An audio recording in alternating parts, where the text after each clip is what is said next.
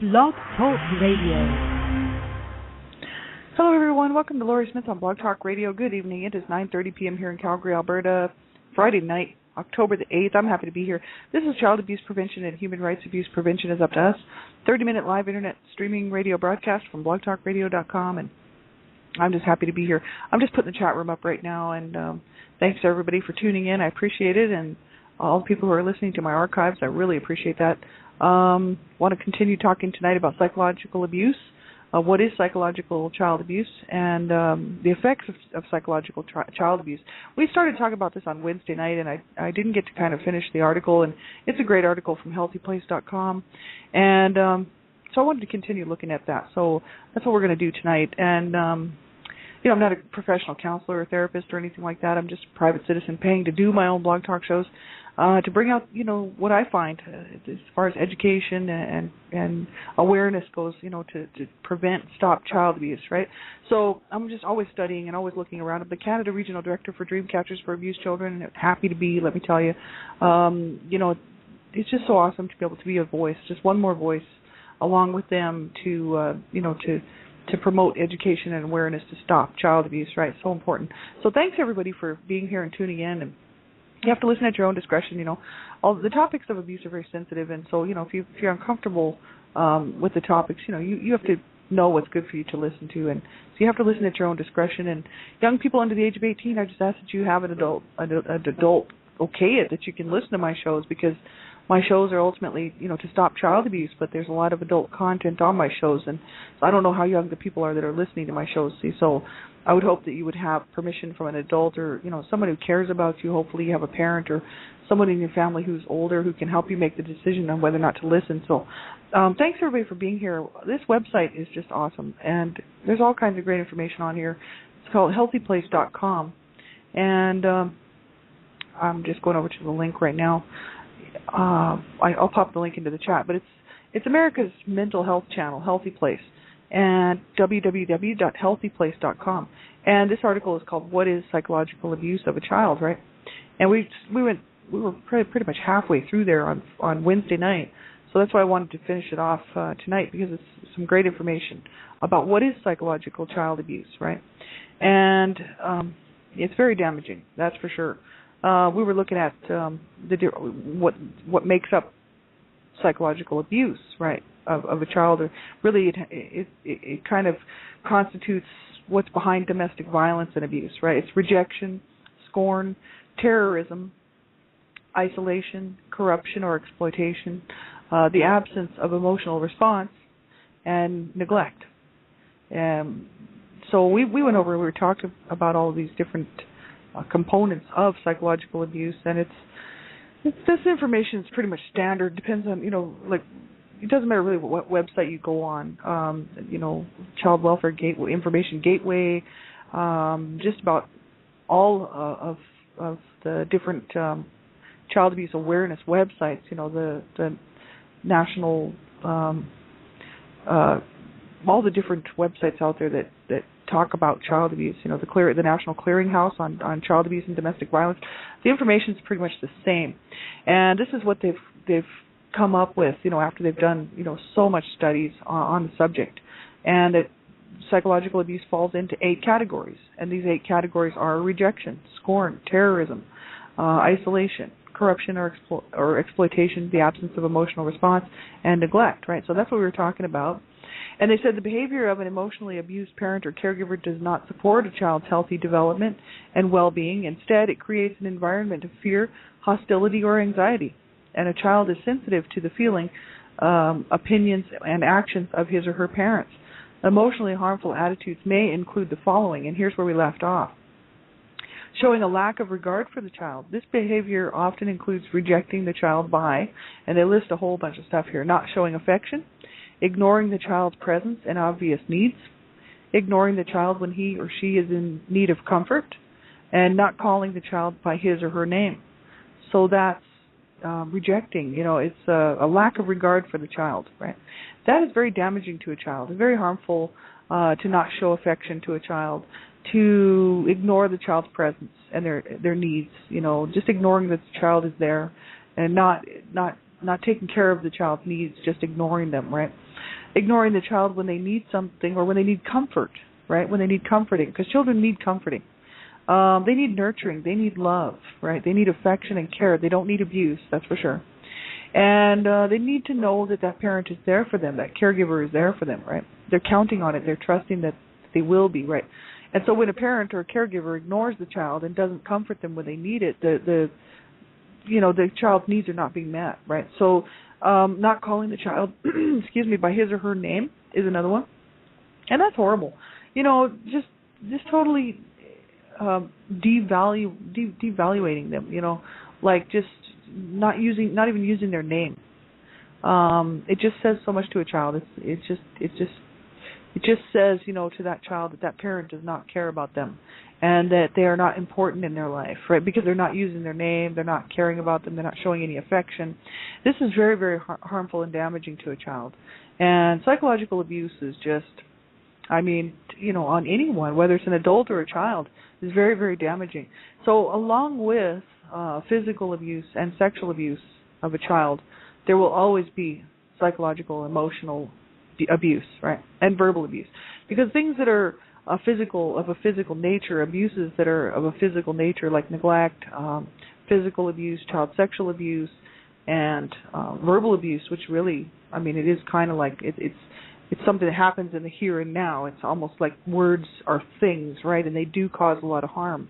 So along with all of that, there will be emotional and psychological damage done, right? So with every type of abuse, there's always going to be emotional, psychological abuse, right? Because it's very damaging for a child. So this is a harsh reality for so many children out here, tonight, who are experiencing psychological abuse. They're not being comforted. Their needs are not being met. They're not being shown any affection. Their parents just don't care about them. So even if they're not physically abusing them, they may be completely emotionally, psychologically neglecting them, you know what I mean? And that's a hard place for a child to be. It says saying unkind things to the child. That's another one. Emotionally abusive parents say things or convey things that can hurt a child deeply. Common examples include, and they give some examples here, making the child feel unwanted, perhaps by stating or implying that life would be easier without the child. For example, a parent may tell a child, "I wish you were never born." Ridiculing or belittling the child, such as saying, "You are stupid," quote unquote. Threatening the child with harsh punishment or even death, and continuous verbal abuse. And this is my story right here, pretty much. Add in some sexual abuse and some quite a lot of physical abuse, and then you would have my story.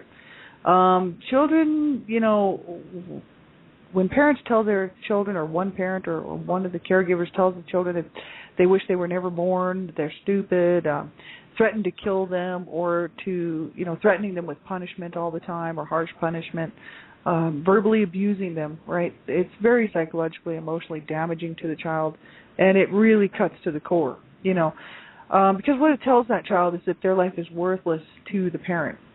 And the children, the child, when they need to be needed in that family. They need to be wanted in that family. They need to be a part of it. They need to be just as important as anyone else in that family, right? So, when a parent tells their child, that they wish they were never born and that they should have died or whatever, or that they're just worthless or stupid, and verbally abusing them and calling them names, ridiculing them, belittling them, threatening them with, punishment or even death, right? It tells the child that the parents didn't want them in the first place, and that their lives don't mean anything to that parent, which is quite often the case, which is really sad. And this is just such a huge issue with, when parents don't value the life of a child, the child's life, it's easier for them to abuse them. It's easier for them to physically abuse them, to sexually abuse them, when they don't think of the child as this precious living gift in their life. When they look at the child as just this thing that causes them so much grief and so much problems, and it's just would have been better if the child had not been born, and that if that's how the parents feel about the child or the caregivers, and that the child's just stupid and that they're just worthless or whatever, it makes it so much easier for that parent or that caregiver to abuse the child physically and sexually, because they think of it as an object. The child's no longer a he or she, it's an it, right? It's not even a person, it's a thing, and then easier to just discard things than it is people, isn't it? And so, you look sort of behind the scenes of these abusers, and that's what they do. They have no value. They devaluize that child's life, and that way it just makes it so much easier to hurt them. And then they don't have to feel bad about it. There's generally no guilt then associated with it, because they don't consider that child to be a human being. It's not really, whether it's a baby or an older child, it doesn't matter. They don't see that child as being a living object, so it's easier for them to hurt the child, and then they don't have to feel guilty about it because they don't care about that child's life, right? It's a thing. And this is what we have to really get society to see that's actually happening out there, and what we have to get parents to get a good grip on, and help them to understand that no child is an it or a thing, and that children are people like you and me, and they have feelings and they have needs, and they were not put on this earth to abuse and mistreat and to be killed and murdered and maimed and abused in any way, right? Verbally assaulted or anything. So children don't deserve that, and we have to, like, as a society, we have to get a grip on this and realize that there's a lot of people out there that would like to hurt children and do.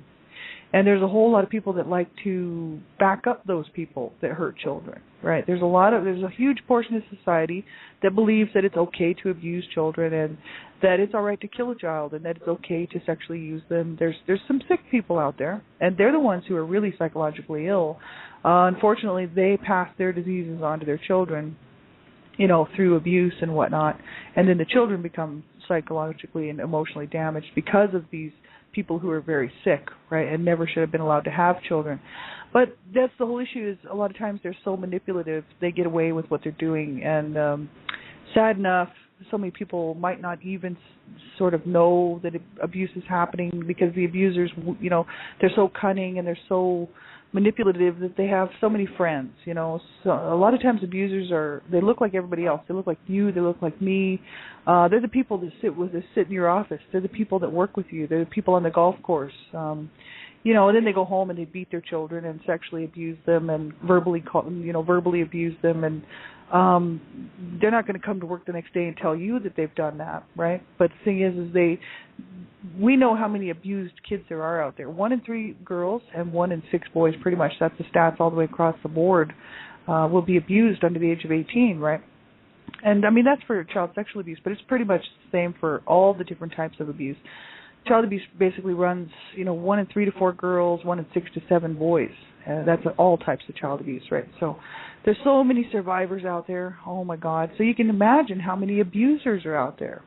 For all these children who have been abused in the past and, are now adult survivors like myself, you look around and you think, well, there had to be the abusers there somewhere, and they got to still be living, a lot of them. There's abusers everywhere. These are people that you live right next door to. These are people that you've probably known all your life, and you had no idea that they would treat their children this way.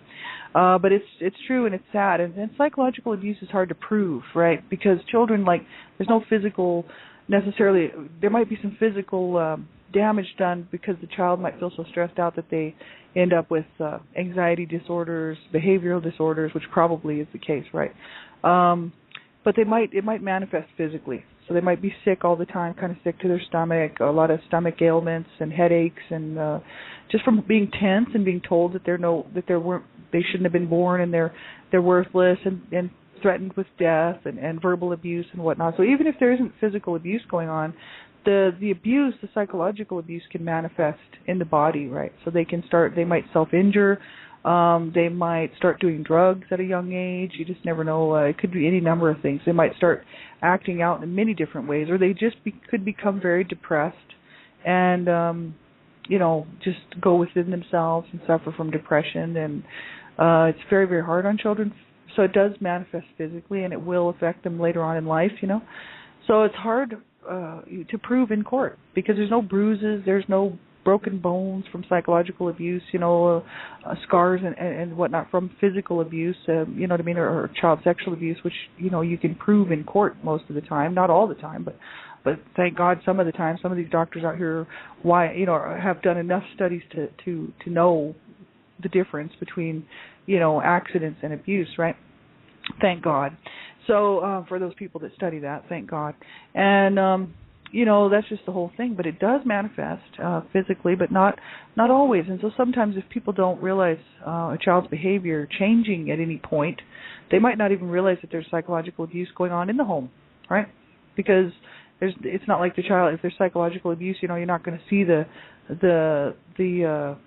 bruises and the welts and the burns or whatever the physical abuse might leave on a child, right? So psychological abuse is very hard to prove, and you'd almost have to have it documented. You'd have to prove it in court. You'd have to have witnesses that had witnessed the parents telling their children these horrible things and making them go a little bit, kind of almost crazy themselves because of that.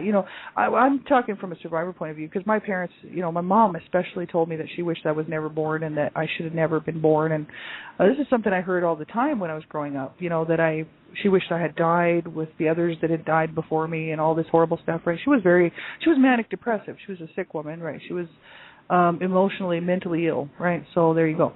And she, of course, verbally abused me as well as physically abused me, but she would threaten death, and my dad would threaten to kill us as well, right? So I completely know what this is all about. I completely understand it from a survivor's point of view, and I can see, what was going on behind the scenes now, because I lived long enough to look around at the whole big picture, right, of what happened in our family, so I've been able to see the whole thing.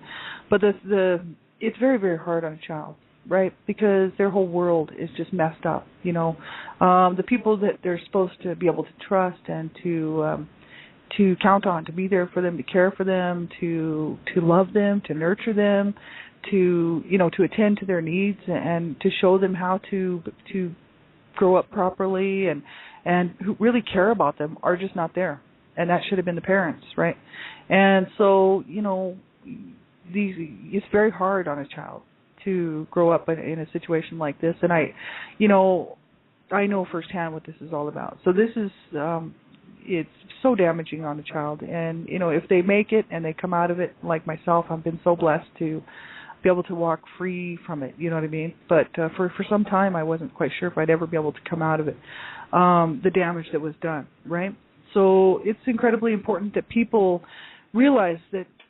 Parents especially, if don't call your children names, don't berate them and belittle them and put your psychological abuse on them, right? That's your own problem. As parents, really, you need to nurture that child, help the child to develop skills, to develop confidence, to learn to grow and to learn to problem solve and, help them with whatever you can, calling them names and making them feel bad and threatening punishment and telling them that they should have never been born is some of the worst stuff you can do to a child, right? So, be very careful what you say around your children, right? It's very important. They're listening, and they do hear every word that you say, even though they don't necessarily do what you tell them to do. They are listening, and they do hear what you say. So when you tell them that you love your children, they hear that, and when you tell them that you wish that they'd never been born, they hear that too. And so you want to be very, very careful what you say to your children. They will take it very seriously. Symptoms of psychological abuse may include difficulties in school, eating disorders resulting in weight loss or poor weight gain, emotional issues such as low self-esteem, depression and anxiety, rebellious behavior, sleeping disorders or sleep disorders, vague physical complaints. And, that's, par for the course, right? If there's a lot of psychological abuse going on in the home, they're obviously going to have problems in school. They're not going to be able to concentrate. You know what I mean? If they're just being verbally berated, punished verbally or even physically, or with the whole psychological stuff going on as well, of course they're not going to be able to do all that good in school, right? They're going to have low self-esteem. They're going to be down and depressed probably. They might be rebellious, which that was me. Sleep disorders, vague physical complaints, just because of the stress just manifesting in their body, like I was talking about earlier. They could develop a lot of nervous tension, which causes them to feel sick, and they just don't feel well, maybe headaches and whatnot, and any number of things, right? So it's just absolutely harsh on a child, and this is something that parents just do quite often to their children, and they don't consider it abuse. They just think it's okay to have a bad day at work and they come home and lash out at their children. look at you guys, you're never doing this, and blah, blah, blah, and you yamming, and, and all that child really wants to hear is, oh, I just love you. You know what I mean? And then you can say, would you mind cleaning up your room? And, if they say no, well, then just say, well, then, you don't want to clean up your room, then I guess, we won't be going to get that ice cream. You know what I mean? You don't have to, lash out at your children. You can kind of say, look, if you want me to do this, you can do this for me. I'll do this for you. It should be a give and take, and it should be something that they look forward to. Like they could say, oh, okay. Or the fastest one who cleans their room, gets to pick their TV show tonight or something. I don't know. Just anything stupid like that. It doesn't have to be abuse, right? You don't have to run your children down and cause them a lot of stress, and just because you're stressed out because you had a hard day at work. I mean, everybody knows the situation is harsh. The economy right now, it's no excuse to abuse your children. It's certainly not the children's fault the economy is going downhill. It's really all of our fault as adults for not changing it. But it's not the children's fault. If you're having all kinds of problems with your marital problems, then get some help. Don't sit there and take it out on your children. See, too many people use their kids for punching bags and stress relievers, right? They just lash out on their children. And once you start doing that, you can't go back from it. Most parents can't because they have too much pride and they can't apologize and say, okay, I'll change my behavior. So once a parent lashes out at a child, starts verbally abusing them, and then it could escalate to some physical abuse if the child's not listening.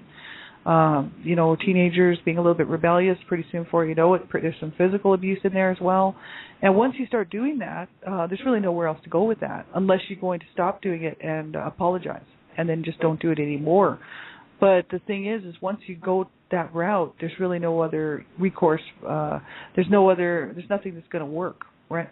So, that's why parents have to then continue to beat on their children because that's all they can think of doing. It's like, well, it's not working, but it certainly is helping me take my stress out, get rid of my stress. So the kid just becomes like a punching bag, right? And, that's a sad way for a kid to grow up, right?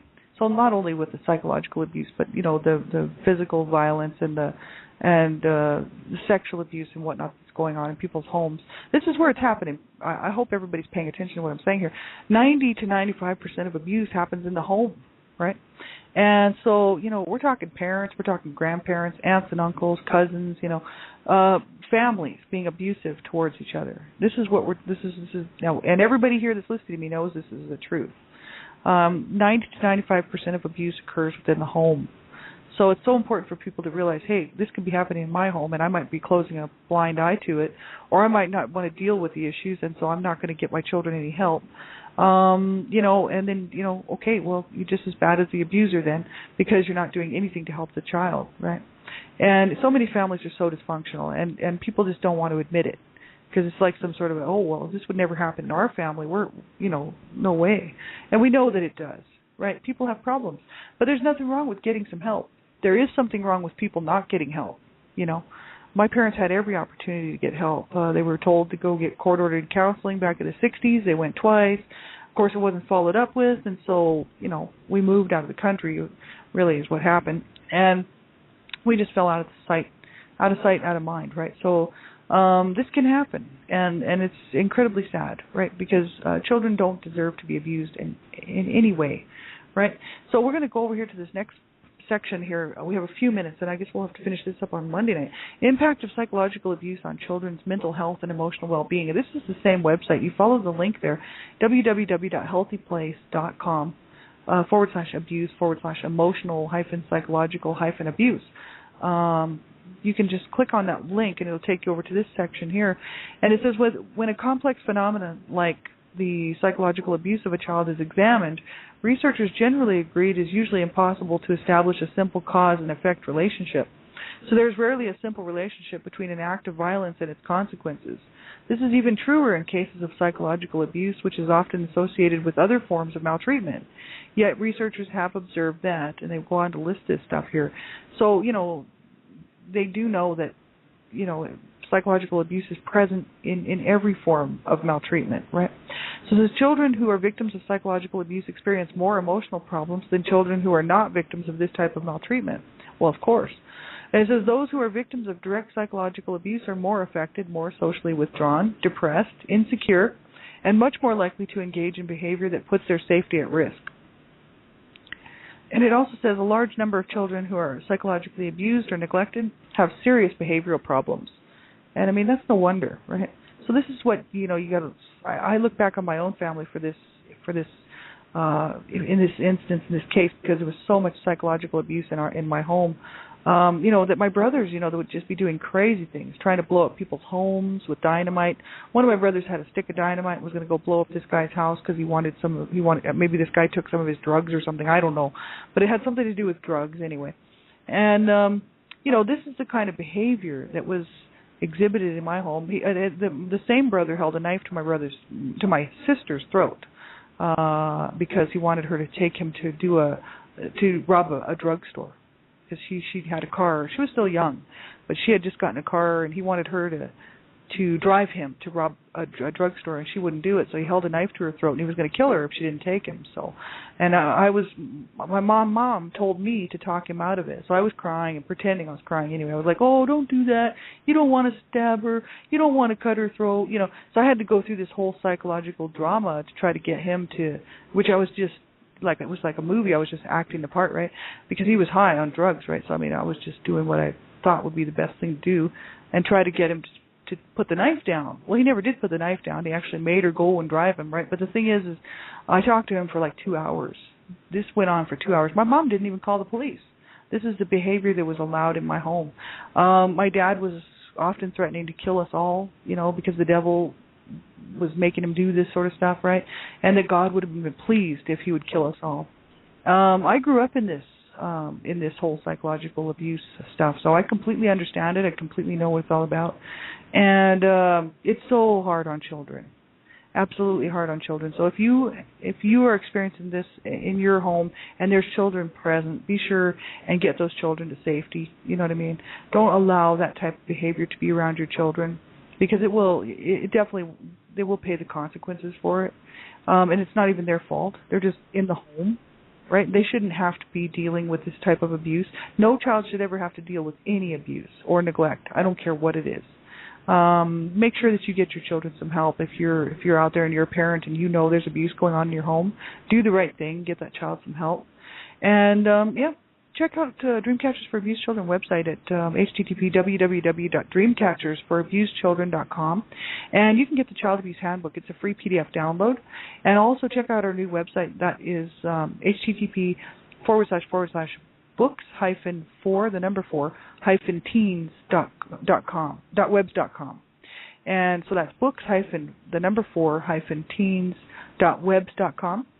That's our new website associated with Dreamcatchers for Abused Children, because Donna Shear and Sandra Potter have co-written books to do with teen dating violence, and one of my books is on there as well to help teens with abuse, if they're being abused at home or having substance abuse problems or violence or gangs or bully type of information. It's just another one of my stories, and I hope you'll check that website out as well. So take care, everybody. Have a great night. We'll talk to you real soon. You can check out my show page and whatnot, but I'll be back on Monday morning with one child abuse survivor to another.